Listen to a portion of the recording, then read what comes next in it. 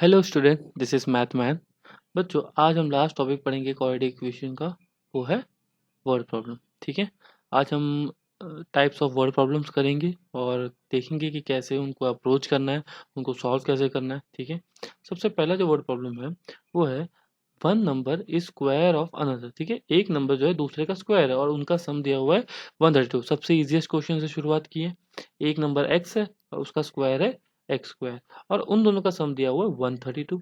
Correct. हमको क्या निकालना है? x निकालना है। अब x निकालने के तीन तरीके, मतलब रूट्स हम किसी भी तरीके से निकाल सकते हैं। ठीक है। ये हो जाएगा x square plus x minus 132 equal to 0। अच्छा, 132 को मुझे दो फैक्टर चाहिए। ठीक है, तो मैं लिख सकता हूँ 11 और 12। क्यों? बिकॉज 12 इंटू 11 132 होता है। बस, तो ये हो जाएगा x square plus 12x minus 11x minus 132 equal to 0। सही है। उसके बाद पहले दो में से कॉमन लेंगे x, तो ये हो जाएगा x प्लस 12, और इसमें से कॉमन लेंगे माइनस 11, तो अगेन ये हो जाएगा x प्लस 12 इक्वल टू 0। तो ये हो जाएगा x plus 12 into x minus 11, that is equal to 0। Correct. अब ये हो जाएगा x इक्वल्स टू माइनस 12 और x इक्वल्स टू 11। सिंपल।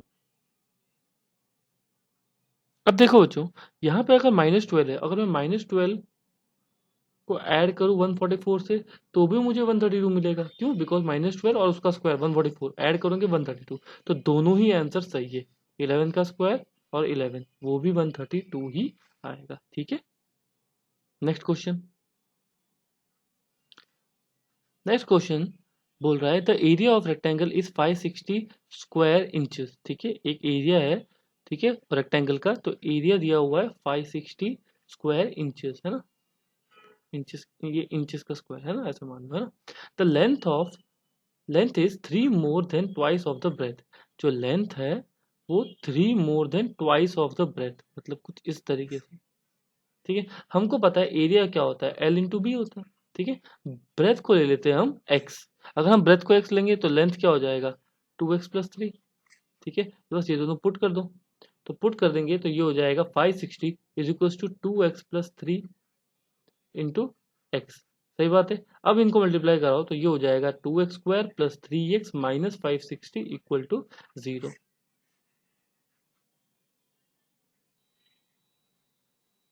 अब हमको इसकी रूट निकालना है। ठीक है, बिकॉज ये नंबर बड़ा है तो एक काम करते हैं, डायरेक्ट क्वाड्रेटिक फॉर्मूला यूज कर लेते हैं। Minus b plus minus root of b square minus 4ac upon 2 है। ठीक है। अच्छा, माइनस बी मतलब माइनस 3 हो जाएगा, plus minus root of b square मतलब 9 minus 4 into 2 into 560 upon 2 into a, तो ए तो 2 है तो ये हो जाएगा 4। करेक्ट।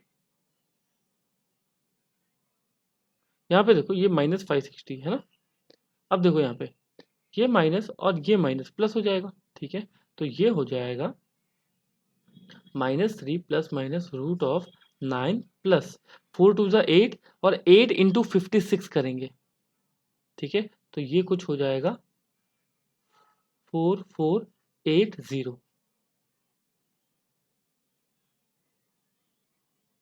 अपॉन 4। ठीक है, ये हो जाएगा -3 plus minus root of 4489 upon 4। अब हमको पता होना चाहिए कि ये कौन किसका परफेक्ट स्क्वायर है। डेफिनेटली ये परफेक्ट स्क्वायर है, बट किसका, ये क्वेश्चन है ना। तो इसका जो स्क्वायर रूट है हम शॉर्टकट मेथड निकाल सकते हैं। यहाँ पे 9 दिया हुआ है, मतलब इसके पीछे 3 आ सकता है या फिर 7 आ सकता है। ठीक है, और शॉर्टकट मेथड है इसलिए आप अपने नॉर्मल तरीके से भी कर सकते हो। मैं शॉर्टकट मेथड से कर रहा हूँ। ठीक है, ये कट का होगा, यहाँ पे 44 है तो ये 66 67 6 इंटू 7 42, तो ये नंबर बड़ा है मतलब 67 का ये स्क्वायर है। बस हो गया। तो ये हो जाएगा -3 प्लस माइनस 67 अपॉन 4। ठीक है। अच्छा, एक बार अगर प्लस लेंगे तो ये हो जाएगा 67 माइनस 3, तो ये हो जाएगा 64 upon 4 that is equal to 16।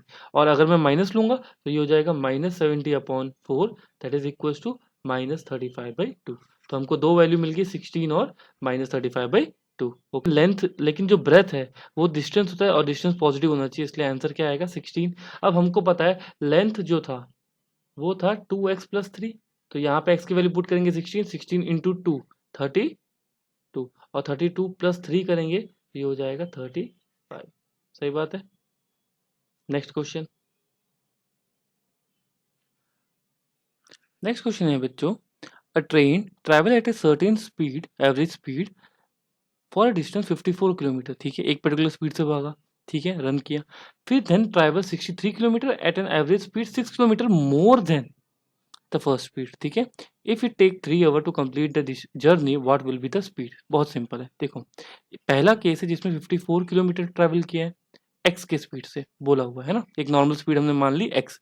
बाद में क्या बोला, 63 किलोमीटर ट्रैवल किया, कितना, 6 किलोमीटर पर आवर की स्पीड ज्यादा उससे, जितना इसमें था उससे 6 किलोमीटर ज्यादा, तो ये हो गया। ठीक है, अब टोटल टाइम जो लग रहा है वो 3 आवर्स लग रहा है। इसका मतलब क्या है, इसका मतलब ये है कि इसका जो टाइम लग रहा है, इसमें जो टाइम लग रहा है वो है distance upon speed that is equal to 54 upon x. ठीक है, और इसमें जो टाइम लग रहा है वो है 63 अपॉन एक्स प्लस 6। अब इन दोनों का जो टाइम है वो टोटल टाइम है 3 आवर।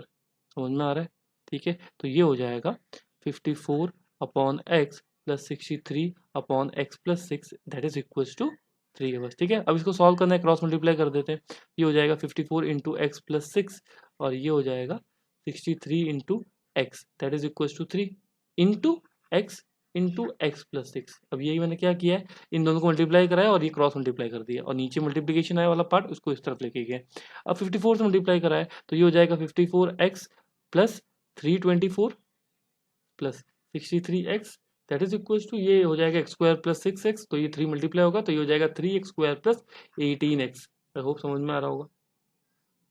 ठीक है, अब सबको इधर लेके जाओ, इस तरफ है ना, तो सबको इस तरफ लेके जाएंगे तो ये हो जाएगा 3x स्क्वायर, ये हो जाएगा minus 54 plus 63 that will be equal to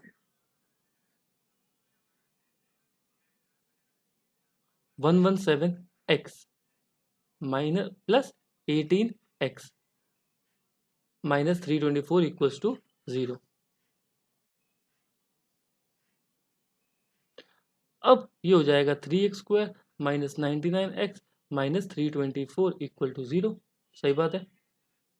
ठीक है, अब क्या करना है, पूरी इक्वेशन को 3 से डिवाइड करना है तो ये हो जाएगा x square minus 33x minus 108 equal to 30। ठीक है, बस अब इसको सॉल्व करना है।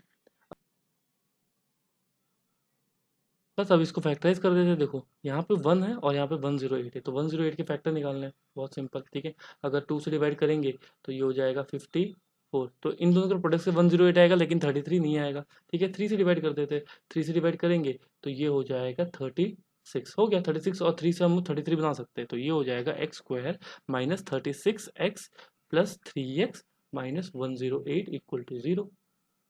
आई होप समझ में आ रहा होगा। ठीक है, और अब यहाँ से कॉमन लेंगे x तो ये हो जाएगा x माइनस 36। ठीक है, और यहाँ से कॉमन लेंगे 3 तो ये भी हो जाएगा x minus 36 that is equal to 0। तो ये हो जाएगा x माइनस 36 और ये हो जाएगा x प्लस 3 इक्वल टू 0। सही बात है, तो यहाँ से x की जो वैल्यू मिलेगी वो 36 मिलेगी और यहाँ से जो x की वैल्यू मिलेगी वो माइनस 3 मिलेगी। ठीक है, लेकिन जो हमारी स्पीड है वो तो पॉजिटिव होनी चाहिए, इसलिए आंसर होगा 36 kilometre per hour. Last question करते हैं बच्चों।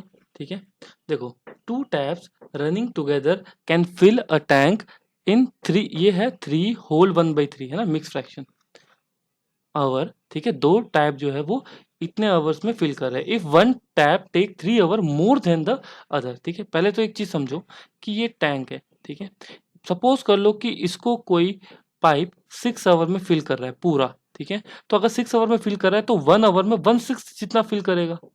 सही बात है ना, और अगर है ना, तो वैसे ही अगर सपोज कर लो कि अगर 2 आवर में तो ये 2 इसको 2 से मल्टीप्लाई कर दो तो ये 2/6 जितना फिल करेगा। सही बात है, तो सिमिलरली अगर कोई टैंक है उसको कोई पाइप अगर x आवर में फिल कर रहा है तो 1 घंटे में 1/x जितना फिल करेगा, और दूसरी पाइप अगर y है तो उसको वो 1 घंटे में 1/y जितना फिल करेगा। इतना समझ में आया। अब टोटल जो टाइम दिया हुआ है वो दिया हुआ है ये। अब ये जो टाइम है ये है 40/13, अगर इसको कन्वर्ट करेंगे हम फ्रैक्शन में। सही बात है। अच्छा, ये जो है ये जो है वो टोटल टाइम है। ठीक है, तो 1 घंटे में कितना फिल होगा ये? अगर ये टोटल टाइम है तो 1 घंटे में कितना होगा? 1/14/13। ये समझने लायक चीज़ है। इसका मतलब 1/x plus 1/y is equal to 1/40/30। समझ में आया? बिकॉज़ ये पूरा जो फिल हो रहा है, सपोज़ करो मैं बोलता हूँ कि अगर ये पूरा अगर 6 आवर में फिल हो रहा है, तो 1 घंटे में कितना फिल होगा? 1/6 जितना ना। तो हमने क्या किया, दोनों पाइप का 1 आवर्स का टाइम निकाला, उनको ऐड किया और 1 आवर का टोटल टाइम निकाला। ठीक है?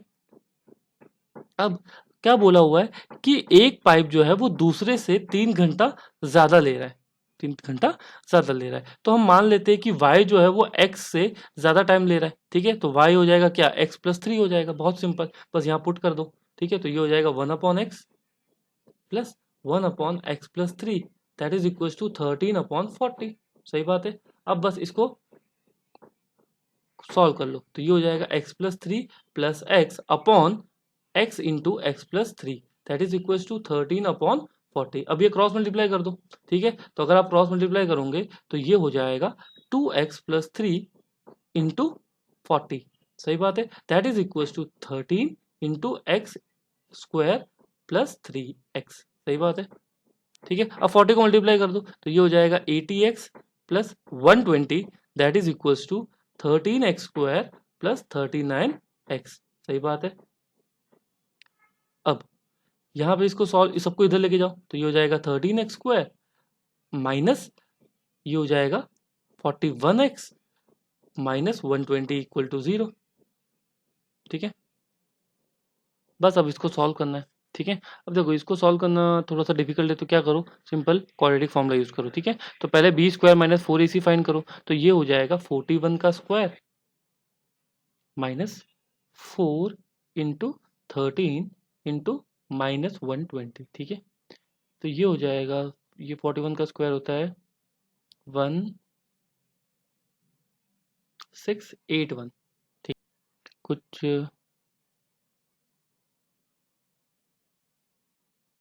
प्लस ये हो जाएगा -4 और ये हो जाएगा 12 सॉरी 52। 13 इंटू 4 52 52 और ये माइनस माइनस प्लस हो जाएगा।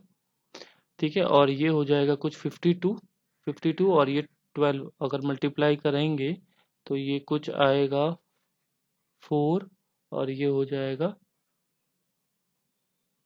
6240। ठीक है, इतना आएगा और इसको जब ऐड करोगे तो ये हो जाएगा 1 12 9 7 7921। अब ये 7921 में परफेक्ट स्क्वायर है, किसका है ये पता होना चाहिए। देखो यहाँ पे 1 है, शॉर्ट ट्रिक बताता हूँ, यहाँ पे 1 यहाँ पे 9, क्यों? बिकॉज 9 का स्क्वायर में 81 आता है और ये 1 के स्क्वायर में भी लास्ट डिजिट 1 आता है। ठीक है, ये शॉर्ट ट्रिक मेथड है, आप अपने तरीके से कर सकते हो सॉल्व।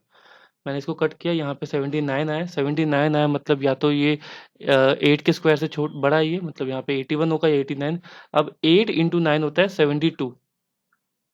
सही बात है, और ये नंबर जो है वो 72 से बड़ा है, इसका मतलब 89 आंसर है। बस हो गया क्वेश्चन। तो ये हो जाएगा minus of -41 plus -89 upon 2 into 13 that is 26। बस यही तुम्हारा आंसर है, इसको सॉल्व कर लो, यही तुम्हारा आंसर है। तो आई होप आपको अच्छा लगा होगा वीडियो, पसंद आया तो सब्सक्राइब कीजिएगा। Thank you.